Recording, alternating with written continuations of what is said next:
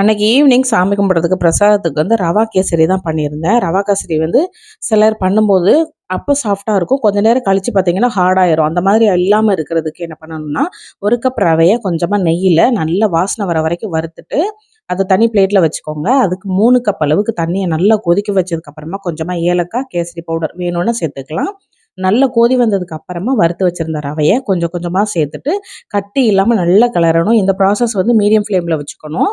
அதுக்கப்புறமா கொஞ்சமாக ஆயிலும் நெய்யும் உங்களுக்கு தேவைக்கு அதை உள்ள சேர்த்துட்டு நல்லா கலந்து விட்டதுக்கு அப்புறமா ஜீனி வந்து 1 கப் அளவுக்கு நல்லா ரவை வெந்ததுக்கு அப்புறம் ஜீனி சேர்த்துக்கணும். இந்த மாதிரி கேசரி பண்ணும்போது நம்ம பண்ணதுக்கு அப்புறமும் ரொம்ப நேரம் ஆனாலும் கூட சாஃப்டாகவே இருக்கும். டேஸ்ட் வந்து சூப்பராக இருக்கும். ட்ரை பண்ணீங்கன்னா எப்படி இருக்குன்னு சொல்லுங்கள்.